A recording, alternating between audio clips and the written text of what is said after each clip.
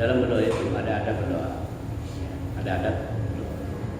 Pertama itu pengakuan dosa itu menunjukkan bahwa memang kita lemah.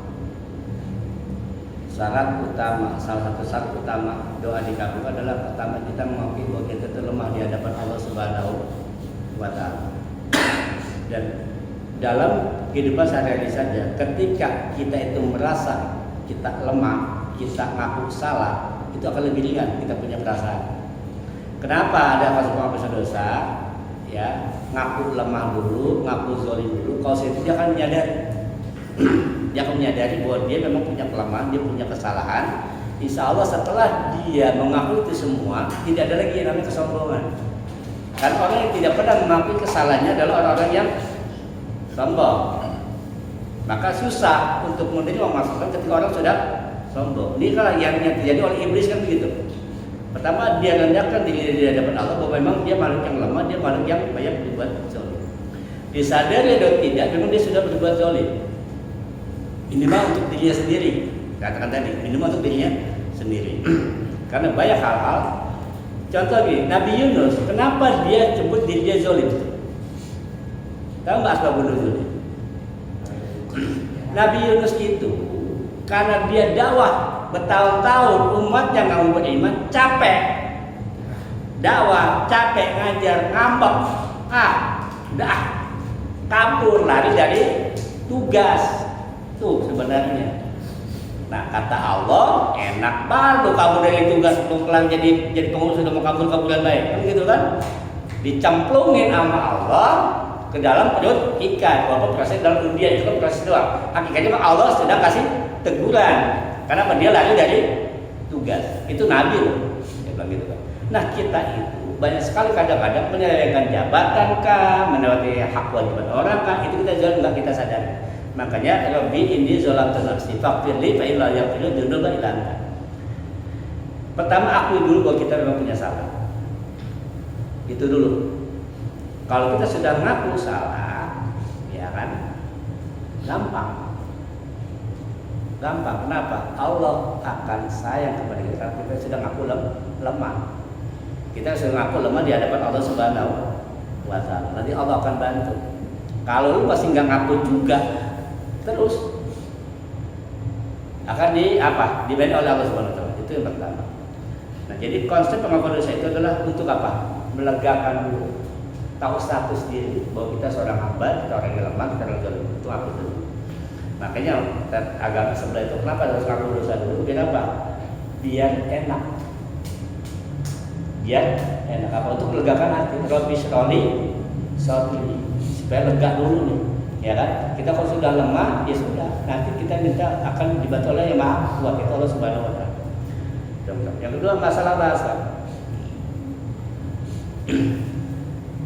Bahasa itu kan cuma komunikasi ya. Allah itu nanti sebagai macam bahasa. Berarti kita sudah menghina diri kita sendiri. Hambakanlah, hinakanlah dirimu di hadapan Allah Subhanahu wa Ta'ala. Terserah Bapak mau bilang apa di Bapak di hadapan Allah Subhanahu wa Ta'ala. Emang itulah kenyataannya. Ya Allah saya banyak dosa, saya dulu pernah begini. Jadi kalau doa itu nggak begini doang Pak. Kalau doa itu Bapak ingat dulu ketika SMP nyolong jambu, kan gitu kan? Jadi ingat dosa itu ketika Bapak mulai balik tuh, baru tuh bayang tuh dosa-dosa yang pernah kita lakukan tuh. Yang nyolong jambu, yang ngintip orang mandi, lu bayang tak? Dosa-dosa kita udah lakukan dulu tuh, betul kan? Belum nyium anak orang yang kagak izin kan gitu? Ya Pak Minta ya? Jadi itu zalim nggak? Ya, zalim gitu kan? Itu aku diri kita di hadapan Allah Subhanahu wa Ta'ala. Hinakanlah dirimu sehina-hinanya di hadapan Allah Subhanahu wa Ta'ala dengan bahasa terserah. Kalau Nabi Yunus dengan apa? Kalau Nabi Adam kan Rabbana zalamna anfusana, ya Allah kami sudah zalim kepada diri kami. Berarti memang Nabi Adam menghinakan dirinya di mata Allah. Semua para nabi orang soleh semua menghinakan dirinya di mata Allah. Karena memang pada dasar kita adalah barang yang ini. Kalau kita ini kan kalau kita mau gambar lebih jauh, bahkan kita kan toilet berjalan, benar nggak? Di dalam kita ada apa? Kotoran. Semua yang keluar dari badan kita apa bentuknya? Ada nggak berharga secara fisik? Yang keluar dari mata apa? Belek, laku dijual. Yang keluar dari hidung? Dari kuping, mulut, depan, belakang, semuanya itu sampah. Semua tuh nggak ada yang ada. Kita ini kayak toilet di jalan kita itu.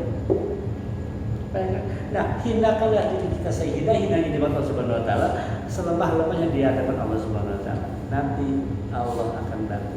Selagi kita masih meninggikan diri kita di hadapan Allah Subhanahu Wa Taala, ini yang bikin doa kita tidak. Makanya kalau doa itu, kalau nggak ngerti bahasa Arab, berapa kali saya bilang, saya jelaskan, doalah dengan doa yang Anda pahami. Karena doa adalah permintaan. Jangan baca Robbana, Robbana, Robbana, Allahumma, Allahumma, Allahumma, tapi nggak paham. Minta apa kita? Nggak tahu, gue Robbana, Robbana baik. Makanya nggak ada yang bekas di. Ya. Nah, ketika doa dengan bahasa sendiri, cuma lihat tempat.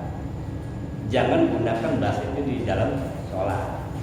Lagi sujud nih, sujud terakhir itu kan suruh minta tuh, karena waktu pendengar antara hamba sama Allah ketika sujud.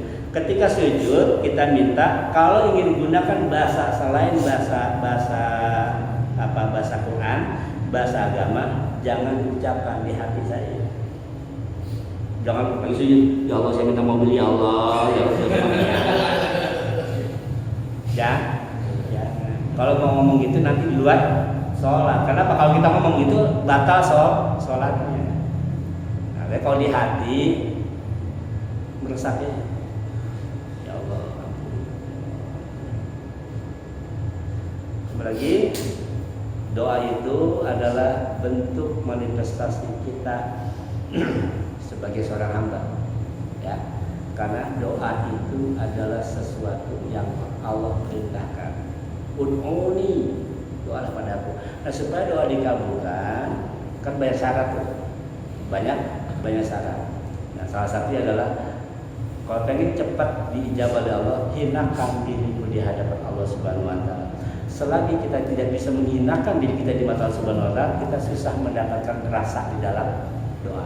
Kalau dalam mau tahu sebenarnya doa susah. Hinakan diri kita, kalau kita emang nggak punya apa-apa, kita datang ke dunia nggak apa-apa, kita hinakan diri kita, insya Allah akan lebih cepat mempermudah. Ya, bahasa terserah Pak. Yang penting tempatkanlah bahasa pada tempat-tempat yang tepat. Jangan gunakan bahasa di dalam sholat. Ya. Jadi hinakan diri kita, nggak apa-apa. Itu bagus Pak. Semakin kita hina di hadapan Allah, semakin Allah akan angkat tinggi derajat kita. Semakin kita angkuh di mata Allah, semakin Allah akan jatuhkan. Baik, ada lagi.